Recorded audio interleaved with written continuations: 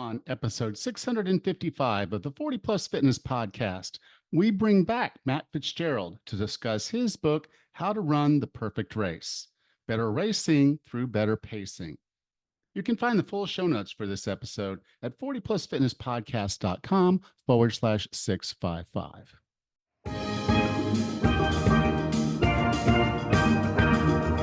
Have you decided you're ready to make a change? To reclaim your health and fitness? The 40 Plus Fitness Podcast is here for you. Each week, we dive deep into health and fitness topics that affect those of us over 40. I'm Coach Allen. I'm an NASM certified personal trainer with specializations in corrective exercise, behavior change, performance enhancement, and fitness nutrition.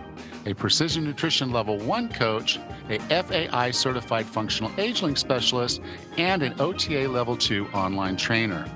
Each week, I'm joined by our co-host, Coach Rachel. She is an NASM certified personal trainer and a RRCA Level 1 run coach.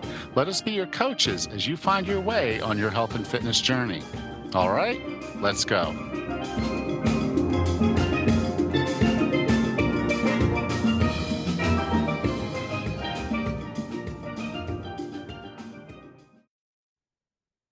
Are you ready to take charge of your health and well-being? Announcing the Your Best Self Workshop, which runs from September 2nd through September 6th. Yes, 5 live sessions focused on designing a life of health and vitality for anyone over 40.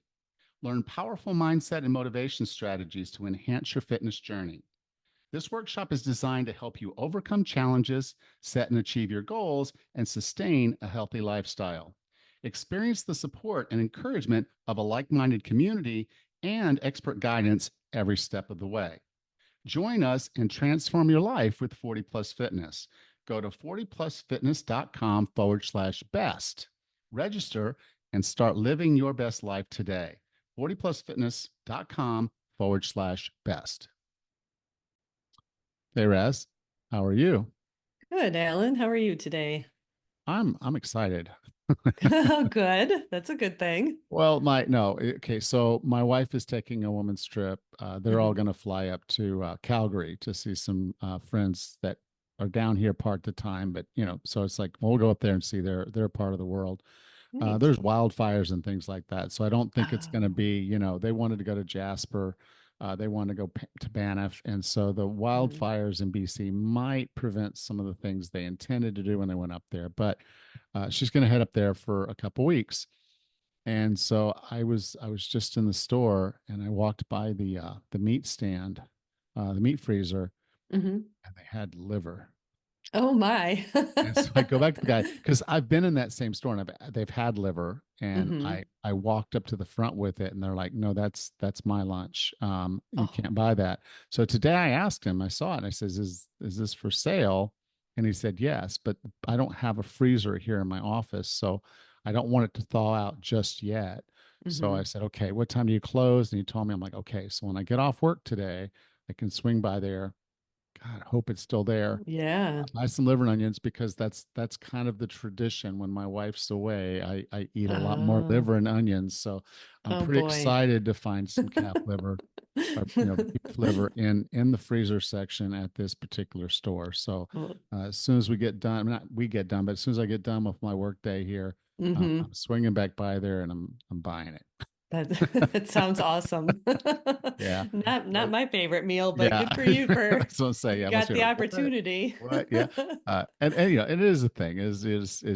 Yeah. I'm kind of odd that way, but you know, I guess I'm fortunate in a way that my favorite foods are Mhm. also healthy foods. So Oh, that's a good that's thing. that's a good thing. Very nice. So how are things up there? Good. It's been a great summer. We're closing in on some good running weather, I hope. It's been so hot and humid, but just looking forward to school year getting started, fall getting started, just enjoying it, enjoying what I can. Well, good. All right. Hmm. So are you ready to learn how to run your perfect race? Of course, that's great. Our guest today is an award-winning endurance sports journalist and best-selling author of more than 20 books on running, triathlon, fitness, nutrition, and weight loss, including Brain Training for Runners and Racing Weight. His byline appears regularly in national publications, including Men's Journal, Outside, and Women's Running. An experienced running and triathlon coach and certified sports nutritionist, he serves as training intelligence specialist for PEAR Sports and as a featured coach on active.com. With no further ado, here is Matt Fitzgerald. Hey, Matt, welcome back to 40 Plus Fitness. It's great to be back. When I saw the name of this book, I was like, okay, this is actually maybe pretty cool. And then I got into the book and I'm like, no, this is way cool. This is way cool. This is a very good book for anyone who's interested pretty much in doing any endurance level type sport. Yep. I really just enjoyed the concepts, and yeah, I'm excited to dive in. Right on. Let's do it. All right. Now, you had a quote in the book, and it said this. Okay. It said, "Don't wait for your limit to find you. It never will. Go find it." Yep. I love that. Because I think that a lot of times we do endurance racing, or anything where we're going to go push ourselves on it and at a stamina or endurance level, and we feel like we've hit our limit. Mm-hmm. On that particular thing, be it a training run, be it a, I don't know, walk into the grocery store. As long as we just feel like I did the best I could. But you're giving us a lot in this book on how we can really measure and know, okay, yes, that was a really good race. That was, for me, that was a really, because in the past, like someone would do a race and then the criteria were, okay, I'll redo the race next year and measure myself against that from a speed perspective. Mm-hmm. Although we know conditions probably weren't the same and we weren't the same. We're going to measure that, or we're going to say, okay, well, I did my 5K, so now I must do a 10K or an 8K. Mm-hmm. We go further distance. And so there's these ways that we push ourselves or measure ourselves. But you're introducing something that I think is really interesting, is a third way to measure yourself. And it's basically, did I run better? Did I run a better race? Did I run my best race? Under the circumstances of where I was. And I really think that's important, not necessarily that you ever will run your perfect race, but that you're looking at it from a different paradigm of, I don't have to go further and I don't necessarily have to go harder. I have to go better. It's a dynamic I've never really thought about. Yep. I mean, that was my philosophy as an athlete. It's my philosophy as a coach, that you should only really be measuring your performance by the factors you control. So, I mean, we all set outcome and performance goals, and that's natural, but you have to accept that some of the factors that determine performance and outcomes are outside of our control. And so, for me, I think the journey is like sort of a democratizing way to look at what we're all trying to do. Is like, we're trying to master our sport, and mastery is not about being faster than everyone. Because again, like, being faster is largely about your genetic makeup and other things that are outside of your control. So mastery is like, have I fulfilled my potential? Like, have I gotten to be as good at this sport as it is possible for me to be, because I have controlled everything I can control in a way that makes me better. So it's just I think it's a very freeing way, because you're not really setting a lower standard. In a way, you're setting a higher standard, but you're just being fair to yourself. And focusing on what really matters. I think the deepest satisfaction should lie in knowing you did the best you could. So I'm telling athletes all the time, like, just because you didn't PR or you didn't achieve your like stated performance goal doesn't mean it wasn't a great race. Like, if you can look back at the race and say nothing I might have done differently would have resulted in a faster finish time, then it was a perfect race. And if it just happened to take place in, a heat wave or a hurricane and it slowed you down, like, that's immaterial. Yeah, I love that. So now you got into racing, and you know, it's one of the things that's so funny because when I was running in high school, this was one of the things that my coach would get on to me about was pacing. And so I, yeah, as any young kid who doesn't have experience, initially it was go out strong and just hope. You Yeah. can keep going, even if it hurts, even if, you know, just working through it. You know, he was like always, well, hold yourself back and then you can go faster at the end. Um, why is pacing so important, and why were both of those advices effectively wrong? Right. Yeah. Pacing is here's the way I sell pacing to athletes. You work hard for your fitness, as an athlete. I mean, how many times do you train for every time you race? So most of your experience as an athlete is training. And you have a goal. You're trying to be as fit and ready as you can be when you show up at the start line. And but having earned a high level of fitness is not a guarantee of a successful race. Like, you still have to execute on race day. And the way I look at it is like, and so in running, which is just about the simplest sport on earth, there's not a lot of elements to execution. The one big one is pacing. Just like, do you distribute your effort between the start line and the finish line in a way that minimizes your completion time? That's really what you're trying to do, and pacing is how you do it. And so if you pace yourself imperfectly, if you like start too slow and you have too much left in the tank in the end, or you start too fast and you hit the wall, or you're just too erratic, what you're doing is effectively wasting some of that fitness you worked so hard for. You're just lighting it on fire. So the only way to avoid wasting, a certain percentage of your hard-earned fitness is to nail the pacing. And so that's really fundamentally why it's important. It gets bigger than that because you're also pacing in every single workout, and doing that in an intelligent way determines how much fitness you have when you get to the start line. So pacing matters every single time you lace up your kicks. But that's how I typically sell it to runners. Okay, but one thing you did put in the book was that we should probably be looking for a more regulated pace rather than a fast slow kind of Yep. thing. Obviously, when you're in a race situation, circumstances are what they are because you're not just racing yourself.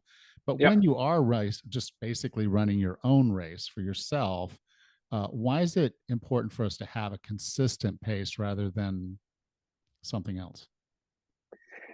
Yes, there are two reasons that. So the way I frame it is, there are two hallmark characteristics of a perfectly executed race or a perfectly paced race, and the first one is steadiness.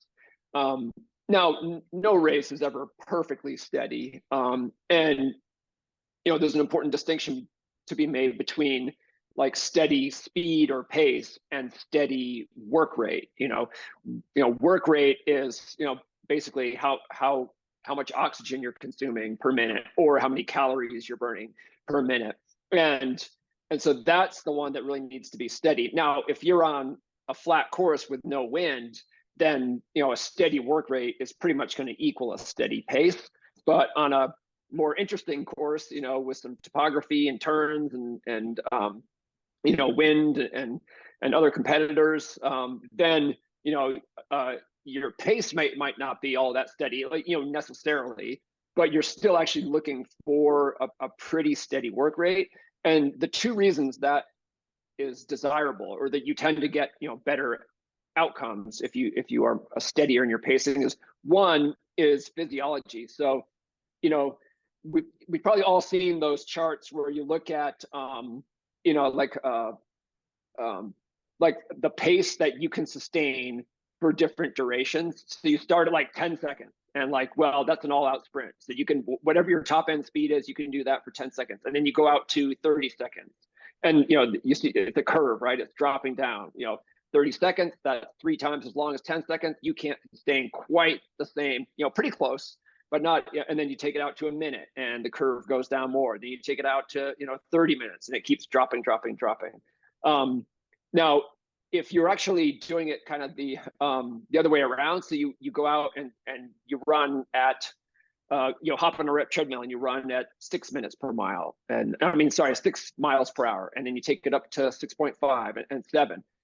Obviously, like, as you increase the speed, you're actually moving up that curve in the other direction. So, if you sustain any speed long enough, you will become exhausted. But, the faster you're going, the sooner you're going to become exhausted, right? The thing is, it's not linear.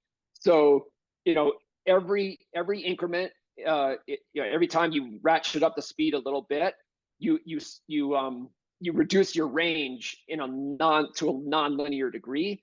And so you might think, just like mathematically, oh yeah, if it's all about your average pace. So whether you hold that average pace nice and steady from start to finish, or you undulate above and below it, throughout the race, but you still end up with the same average, it should be, you should be able to perform at the same level. But that's not true, because every time you go above your maximal sustainable average pace, you're hastening fatigue geometrically. Like, so you're just moving the finish line, your theoretical finish line, way closer. So you need to stay below that line, or preferably right at it.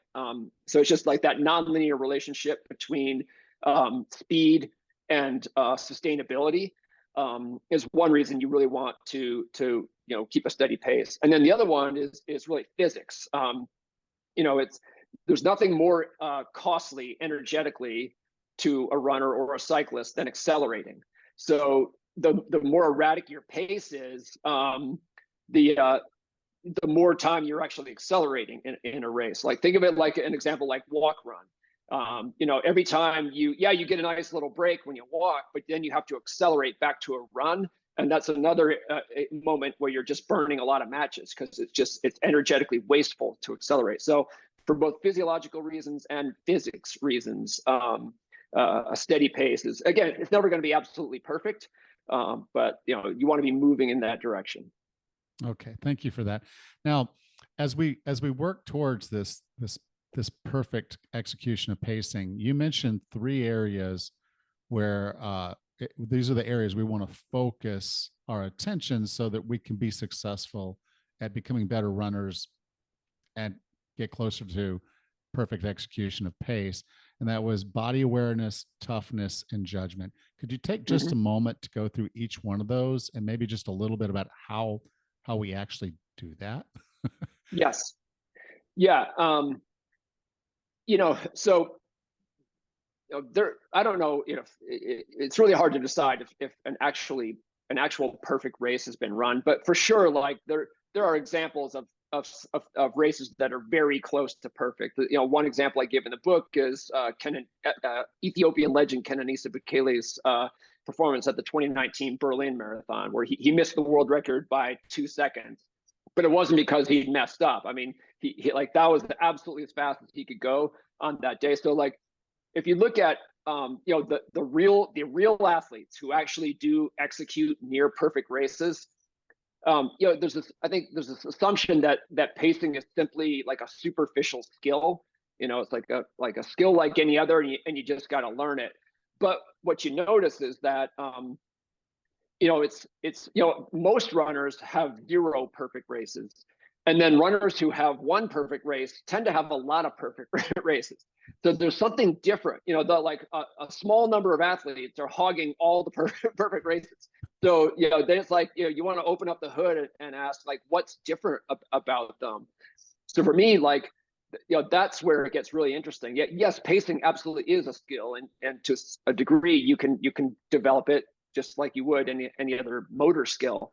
But there are certain psychological traits that kind of support that skill. And those are the 3 you enumerated. So body awareness is just being able to accurately judge your effort relative to your limit, and also to have a good internal body clock, so you're good at measuring time and distance by feel. You're good at measuring velocity by feel, and then you're also good at knowing if you're 20 minutes into a long effort, and you're starting to feel it. You're able to sort of accurately say, oh, I can sustain this effort another 40 minutes or whatever. And so that's what body awareness is. Like, just every single sport in its essence is control of the body in space. That's what you're doing. So if you see someone in like an obvious skill sport like American football, you see like a quarterback just throw a dime, like a 40-yard pass that just drops right into the breadbasket of a receiver, with a defender on him like a wet blanket. We all know that, like, that wasn't luck. You know what I mean? Like that was a skill.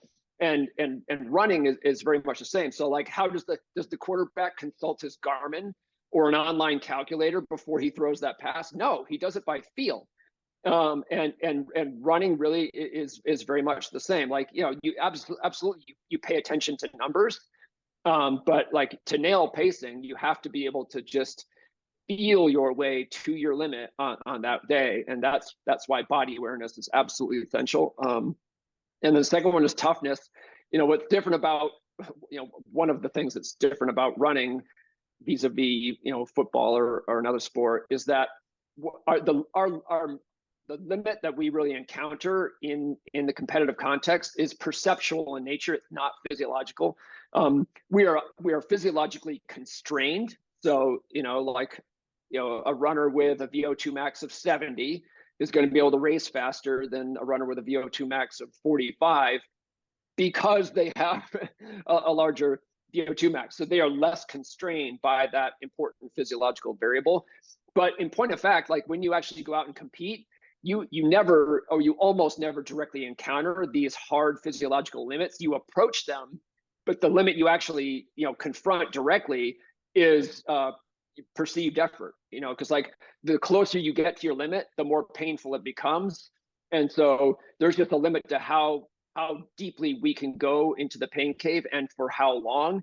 And that's why toughness is important, because perceptual limits are every bit as real as physical limits, but they are different. They're more mutable. So you can kind of, like, they're responsive to more different factors. The example I like to give is caffeine. If you take caffeine, you can run a faster race. Why? Because it changes your perception. It just makes it feel easier, and therefore you can tap into more of that reserve physiological potential. Another factor that is not, it's not something you ingest, but it's something that's built in, is toughness. So, the tougher you are, and I know there's, like, people will debate whether toughness is a thing or what it is really, but it's basically a thing, right? And so, like, the tougher you get, the tougher you are as a runner, the deeper into the pain cave you're going to be able to get, and the more you're going to be able to compress that perceptual limit, and the distance between your perceptual limit and your hard physiological limits. And then judgment, in one way of looking at it, running a race is just a series of decisions. Like, you're just, you're not always conscious of them as decisions, but you're making one decision after another all throughout a race, and those can either be good or bad or neutral decisions. And you can't run a perfect race without making all good decisions and no bad decisions, or very, very close to it. So that's where judgment comes in. You have to be able to be set up to make really good decisions consistently. Yeah. So I was in the military, and at the end of basic training for the U.S. Army back then, to qualify, you had to go through a physical training test, and part of it was a 2-mile run. And I was generally good at the run, but from a speed and endurance perspective, pretty much was going to run a 12-minute 2-mile. Mm-hmm. That was my place. Well, there was a guy in one of the other units. Everybody was saying he could run closer to a 10-minute 2-mile. Okay. And so we get out there that day, and I don't know why, but I just got it in my head that I did not want to come in second. Uh-huh. No matter what, I did not want to come in second. So I went out with a pace that would have helped me beat a 10-minute 2-miler. And I'm running, and I did pretty well for about the first mile and a half. and then then I hit that wall, that limit, and that and Mhm. needless to say, it didn't matter. I mean, it hurt. I'm going to tell you, it hurt the whole time I was Yep. running that fast. It hurt, and I was Uh-huh. like, okay, I'm just going to tough this out. I'm going to just take this because it's I'm only taking it for a little bit of time. So I was like, I'll take it. I'll take it. I'll take it. Um, Not a lot of judgment. Yep. Not a lot Yep. of judgment. Yep. So needless to say, when I did hit that limit, and my body just said, oh, or maybe it was my brain that said it, but at that point it Mhm. was like, okay, give up, you're done. And I did not come in second because a couple other people passed me as well. Uh, so yeah, I can attest to it's. I knew I was pushing past my limit. The body awareness part was kind of there. The toughness was there, but yeah, poor judgment because I went past that line for longer Yep. than I needed to be past that line. And after you get too far on the other side of that line for too long, there's no recovery. There's no slowing it back down to my normal Yep. pace and going because it was gone. That moment was gone. Yep. I still passed. I finished the 2 miles, Yep. but it was not pleasant. And even slowing down, it still wasn't pleasant. But so yeah, I learned a lot about the body awareness, toughness, and judgment on that day. Mhm. Yep. Did not come in second. Goal uh, goal achieved. yes, not the way I planned, but yes, I got the thing. Okay, so let's talk a little bit about judgment because just to explain why I wasn't very good at it that day. You identified 5 modes of judgment, particularly when you're in a race. Can we talk about those and how they apply? Yes. Do you mind listing them for me since I don't have them in Sure, front of sure, me? You probably absolutely. do. Okay, so Yep. the first one was planning, and then reactive tactical decisions, attention focus, emotional self-regulation, that me, Mhm. and self-talk. Yep. Yep. So yeah, those are like, five, five components or facets of the decision making that surrounds, it could be actually just, training session or a race. And so, planning is just making decisions that set you up for success. Like, poor planning could be just procrastinating and starting a run, an important run where you're trying to hit a certain pace at the hottest part of the day, and then the run goes poorly, and it could have gone well if you just hadn't procrastinated. So like that's a good example of like how why planning matters. And then it was like responsive tactical decision making. Is that right? Yeah, Yep. reactive. So, yep. Yes. So that's like an example of that would be you're running a marathon, and it's like one of the big urban marathons, and you round a corner, and you go you're now running straight into a headwind. But just a minute ago, you passed a small pack of runners who you'd been catching up to them, and you just passed them.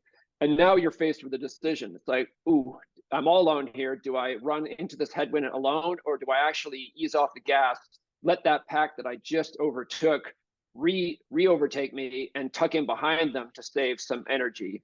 So, like races are full of surprises, right? I mean, they sometimes they're big surprises, like your shoe comes off. Sometimes they're just small ones like that. And so you simply cannot execute a perfect race without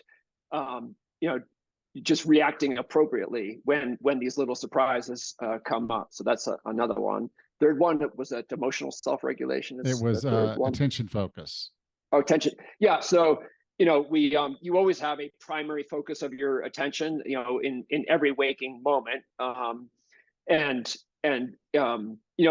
your attention, your primary attentional focus during a race can be a number of different things. You could be thinking about your pace. You could actually be looking at your watch. You could be thinking about catching a competitor. You could be thinking about not being caught by a competitor. You could be reminding yourself that you need to drink every 5 minutes or 10 minutes or 15 or whatever it is.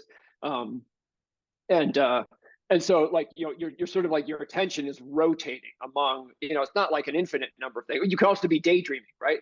So I mean, there's all kinds of places your attention can go.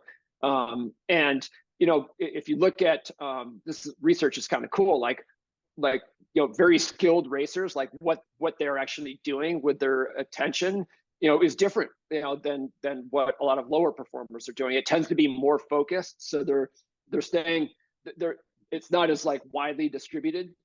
They're staying focused on the most relevant things, but it is rotating. There's kind of a cycling.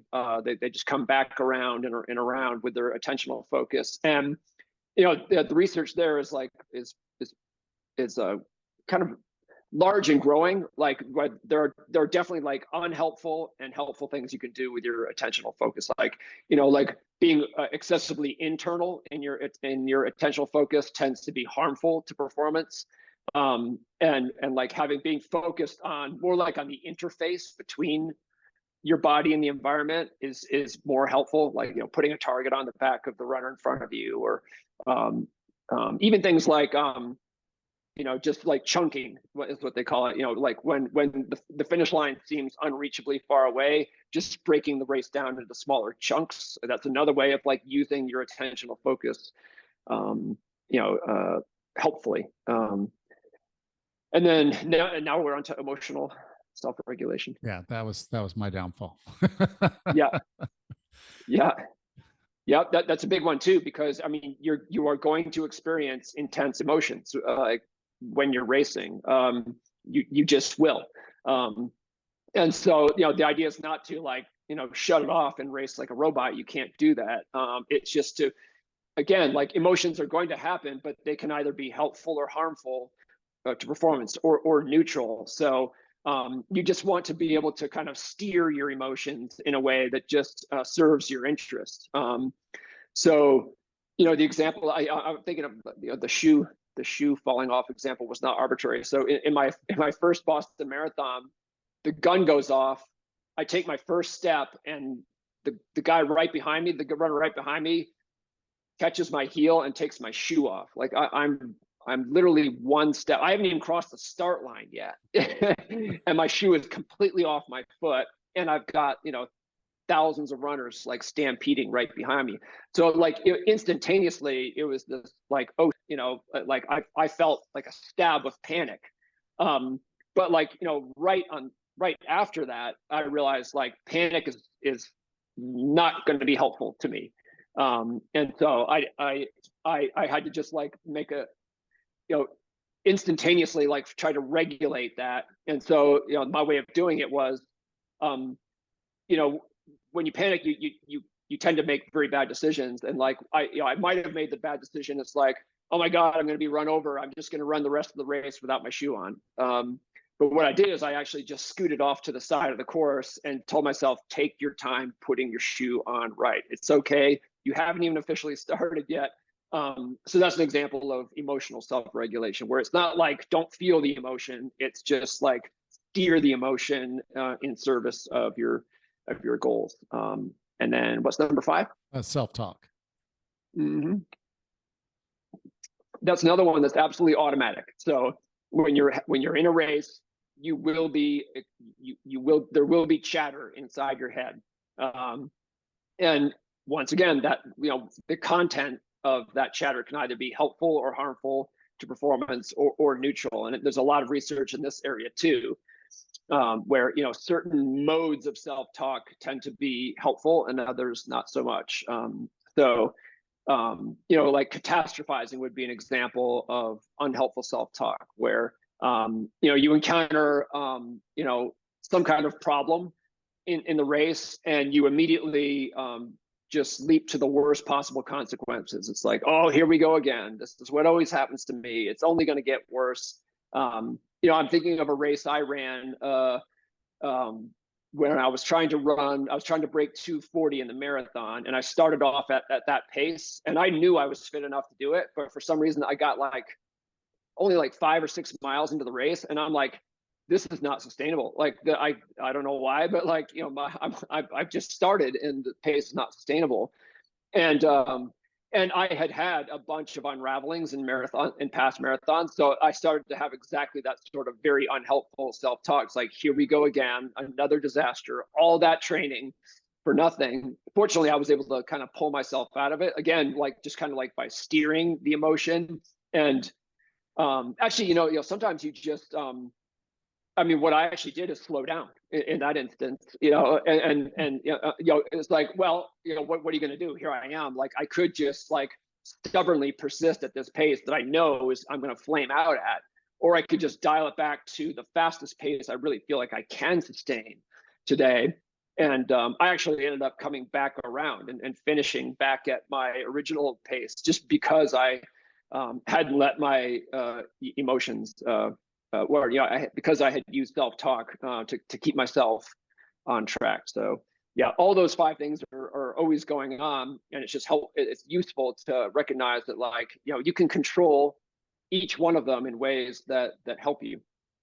Yeah, I was doing an ultra as a 50 miler, and it was the longest race I'd ever run. I'd run a few marathons, but had not done anything like this. And well, needless to say, because I was inexperienced and had never really run that distance, I was definitely not in front of the pack. Let's just say that. Okay.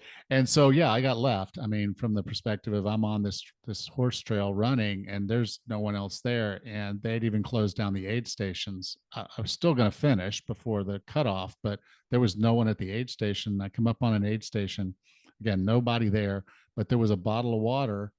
But the bottle of water, someone had tried to open it, and the little plastic peel off thing that would go around, Oh they yeah, broke yeah. it off.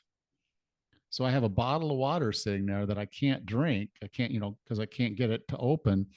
And I'm like, is at that moment I'm like, okay, is this what's meant to happen?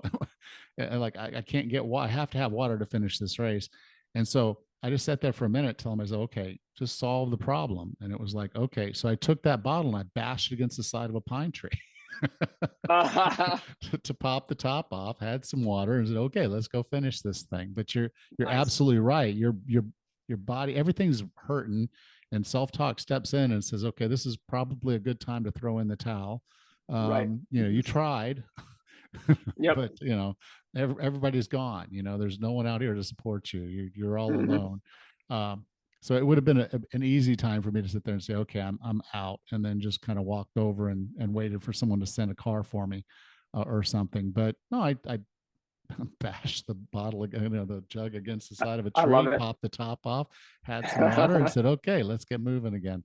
But it is one of those things that, like I said, that these runs really do challenge you in so many different ways. And it's not always about saying, okay, I need to go further, or I need to measure myself against my previous time on Yep. this race. I just really like this concept of training to be better. Yep. It's like I said, paradigm I hadn't really considered before. So I do appreciate the opportunity to talk about this. Right on. My pleasure. All right. So, Matt, I may have asked you this question the last time, but it's been a little while, so your answers might have changed. But okay, I define wellness as being the healthiest, fittest, and happiest you can be. What are 3 strategies or tactics to get and stay well? One for sure. I have no idea how I answered before. One is self-knowledge, knowing yourself. Because I think the formula is different for each of us, and the better you understand yourself, the more clarity you're going to have about what you need to be well. And yeah, obviously, like, we're all human, so it's a lot of the same stuff, but the exact recipe is different.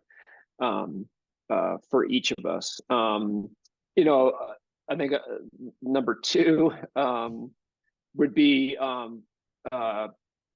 context, environment. It's tempting to like look at yourself in isolation when you're answering kind of like a hypothetical like this, or just like kind of a theoretical question. But like, no man is an island, as the expression goes. So like you can only be as well as you can be in an environment that is conducive to that.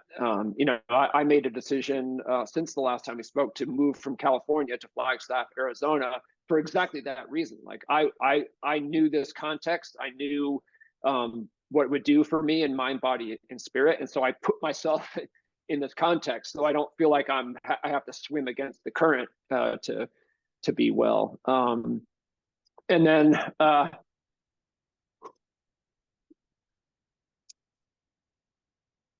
don't know, like I don't know if this is in the spirit of your question, but I really think, because also since the last time we spoke, I kind of lost my health. I got COVID very, very early, and then I got long COVID, and I still have long COVID, almost for 4 years now. And like, I'm nowhere near as healthy as I used to be, or as I would be right now. And one thing I've learned about wellness is that, honestly, like if you're happy, you're happy. Like it doesn't, I think that is the thing that matters most. So like, because if you get stuck in this paradigm of like, oh, I can't be well unless I'm physically well. Well, what happens when you get a chronic illness with no cure? You know what I mean? Then then you're kind of stuck. And for me, what I have found in just kind of negotiating, my navigating my way through this experience is that no, it's possible to be very happy without being as physically healthy as I would like to be, for reasons that are outside of my control. And then it's all the same, like if I am as happy as I would be if I were physically healthier, then it's just as good as far as I'm concerned. Because like, that's I'm experiencing an equally rich life, even though yes, objectively, my physical health isn't all that great. Thank you for that. So, Matt, if someone wanted to learn more about you or learn more about the book, How to Run the Perfect Race, where would you like for me to send them? A couple places. My personal website is mattfitzgerald.org. You can learn more about this book and the many others I've written on that website.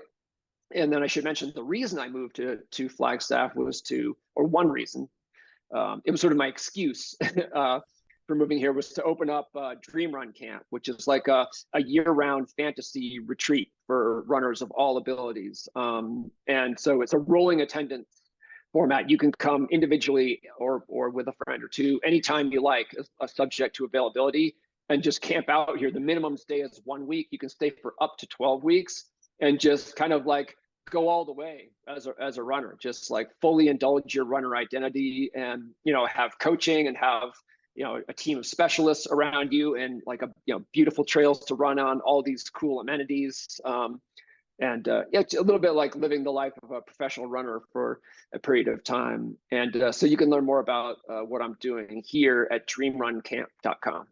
Excellent. Thank you for that. So if you want to find all those links, you can go to 40plusfitnesspodcast.com/655, and I'll have the links there. Matt, thank you for being a part of 40 Plus Fitness again. My pleasure. I enjoyed it. Welcome back, Raz. Hey, Alan, I am a big fan of Matt Fitzgerald. Anytime I get to hear him in an interview or get a chance to read something he's published, I'm all over it. He just has a really interesting, inquisitive nature and a knack for putting the science behind it. I love this. There's a lot of good information in this particular book. Yeah, for anyone that really enjoys running, and Mhm. particularly those that follow the sport of it, not just like want to run better, but actually care about the sport and watch, Mhm. the marathons and some of the other competitions. This is a good book for you, because he actually even has intermingled in all this stories of runners and their performance. Neat. And he obviously watches these races a little bit differently than I would. Mhm. But again, it makes for a little bit more compelling. He's not just throwing out a bunch of science and a bunch of this and that. He's telling the stories of how this works, and where he's Mhm. seen it work, and why it's Mhm. why it does work. And so it's really a good book. I enjoyed it a lot. Yeah, that's awesome. Right at the beginning, you guys began to discuss maybe not choosing races to go farther or faster, but maybe consider going better. And I think that's a great idea for especially the 40 plus runners, or runners who may not, want to pursue some of these crazy adventures, I know a lot of people that have done a marathon or half marathon or a marathon and they're one and done. And that's great. There's nothing wrong with, you run your Everest. For a lot of people, why do it twice? So then you could focus on something different, or, maybe do something better than what you've done in the past. You don't have to be the fastest out there. You don't have to go the farthest out there, but there's a lot of different goals that you can choose. Yeah. And that was kind of my thing. As I went out and I ran my first marathon in Pensacola Beach, Hmm. and that was wonderful. And then I ran a few more that year. Like, so I ran a total of 5 that one year. Hmm. And my times actually got worse each time, but I was running harder races. Pensacola is Hmm. relatively flat. And the weather was very nice in February for a run Oh like that. yeah. Hmm. Whereas the others, the weather conditions were not as conducive, or the run was a lot harder, like Big Sur and Washington D.C., the Marine Corps Marathon. Those were harder races, Hmm. and so my times weren't the same, and I was okay with that. Um, but then I ran an ultra 50 Hmm. miler, Hmm. and that was devastating. I mean, I did it. Hmm. I pushed myself and gutted myself through it. Physically, I don't think a human being is designed to do that, but Hmm. I did it. Um, when I showed up for that race, and I outweighed pretty much everybody there by a good 40 pounds. Everybody's like, "What are you here for? What are you doing?" Uh, Hmm. you know, and so that was kind of the point. I weighed 195 pounds, and most of the other runners were in their 140s. Hmm. And so yeah, I pushed myself. I did it, but at that point, I was like, no, there's no. I'm not. At one point, I kind of thought, as I was training for this, I'll do this, then I'll start working for something longer and longer, Hmm. because I Hmm. didn't have the speed. And you look at marathons and say, okay, well, what's the pinnacle? For most of us, that would be Boston. Hmm. Qualifying for Boston is the thing. Right. So I was like, okay, well, I can't at my age. I can't run that fast, so I'm not going to qualify there. I might win the lottery that they do, and Hmm. get a seat. Hmm. But it was like, okay, so what do I do? And it's like, well, I got to live to 100 and run just as fast as I I am now. know. Yes. Same. I got that same goal, Alan. you know Yes. And so, yeah, Yeah. it's like, so for me, it was like, okay, it's not that I lost interest in the sport so much as just saying, yeah, if I had based everything on being better each time, Right. I wasn't going to run those races that much faster, and I wasn't going to Hmm. run further. That was clear. Hmm. Um, so there were no other criteria for me to measure myself at that Hmm. point. Um, and so I stopped. I don't know if that's why I stopped per se. I just know that long one was enough for me to sit there and do the Forrest Gump. I'm tired. I'm going home. Uh, Yeah, I get you. you know, but I like this. I like the fact that Hmm. because this is a thing. If you're really working on pace, and you're trying to run better, Hmm. from the perspective of knowing what you're doing and knowing what you're targeting and having a Hmm. goal, and then actually performing for that goal, then this is in your training. Hmm. And then it's also, if you do a race, it's in your race. But you don't have to race. You Right. can literally Yeah. be measuring a better Hmm. performance just in your training.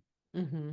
Because if your goal is to, say, run a 11-minute mile for 5 miles, and you Hmm. want your splits to be relatively even or close, and Hmm. you don't want your heart rate to go over, say, 145, Hmm. Oh yeah. then you have some measurement criteria to push yourself to do that, to get Yeah. better, to keep your pace, to understand and feel your pace, so that Hmm. you are running more consistent. You're not redlining, and you're Right. finding that optimal pace for you to do the distance that you want to do. Hmm. I just think that's a great way to measure success, Hmm. overall, is if you're getting better and better and better at that versus Right. distance or speed. Oh yeah, for sure. Yeah, I bring everything down from the marathon level. Let's get back down to the 5Ks and see what you can do, and your 5K.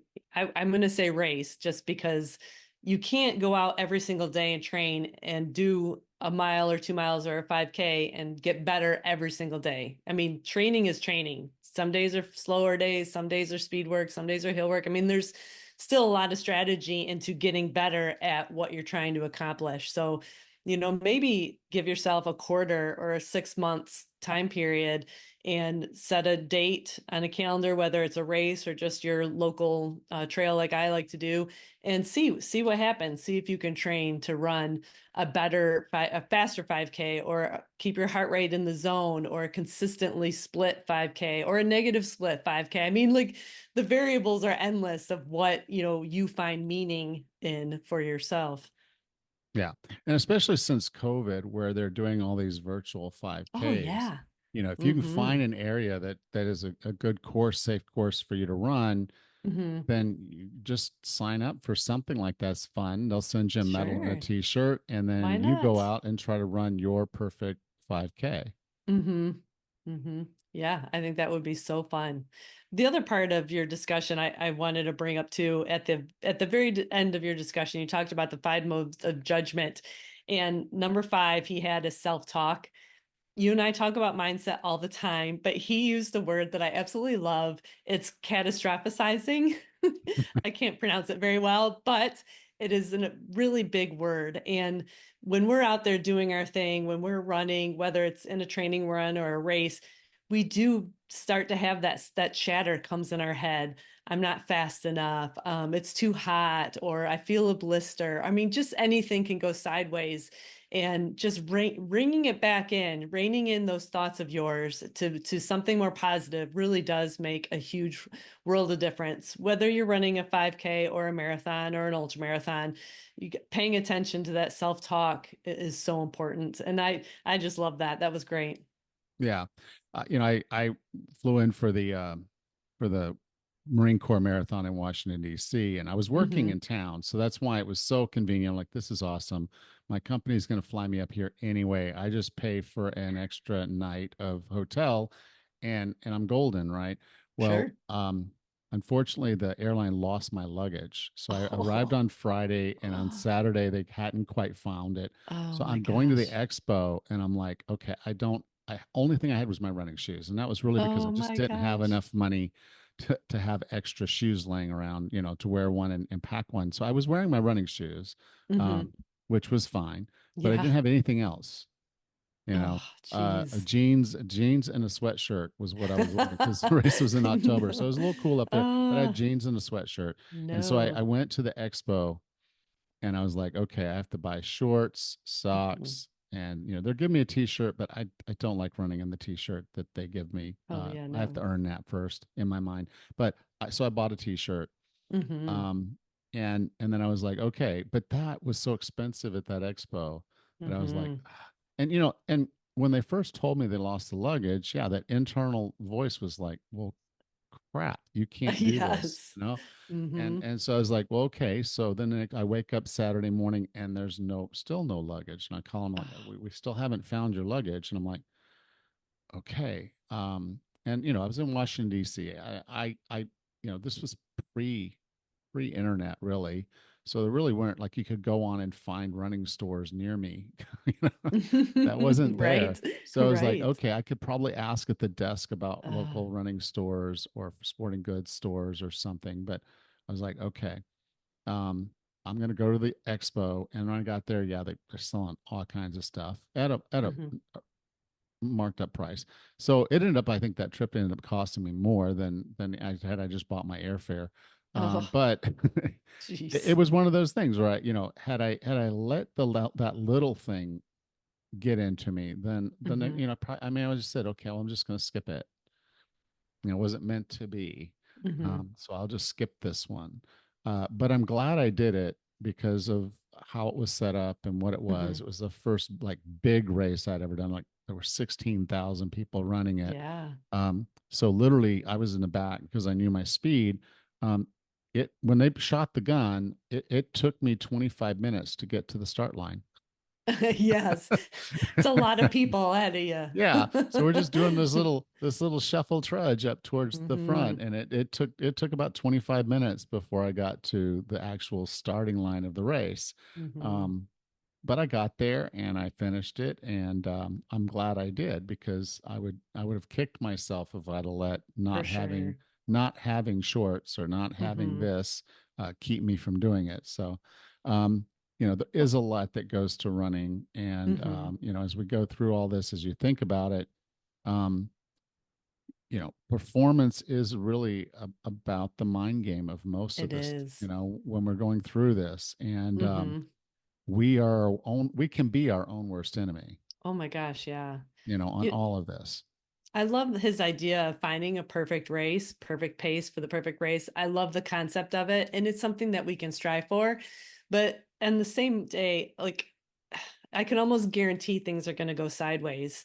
You lost your luggage, so you didn't have your outfit, or for people who are on the course, maybe you dropped the nutrition that you normally have and you're freaking out because you don't eat what the race provides. I mean, any number of things can go sideways. And that goes back to what he was talking about with having the toughness. You have to laugh at, you really do have to laugh when these things happen and then roll through the punches. And the other thing I tell my athletes is that you have to do the problem solving. These things happen. And if you spend all of your mental energy catastrophizing all of the things that have gone wrong or are going wrong or could go wrong, you're burning so much energy with that. You need to just calm down, solve the problem at hand, roll with the punch, laugh at the situation, and get back to getting to the best pace for the best race. Yeah, So, I and mean, slam that gallon of water against a tree so you can get it open. hey, if that's what it takes, that's what it takes. Yeah, that was a weird race, because Absolutely. I had to go. I didn't go before I started, and so Hmm. I am sitting there dumping on the side, and I'm like, Hmm. don't have any toilet paper. Well, there goes the underwear. Oh my gosh, it happens. Yep.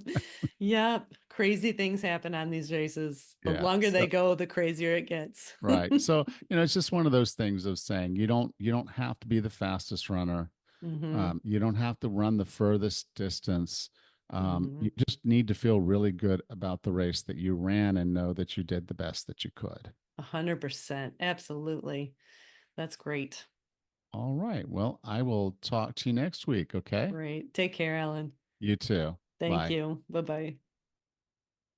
If you enjoyed today's show, take a moment to subscribe so you don't miss the next one. And if you would, please leave us a rating and review on your podcast player of choice.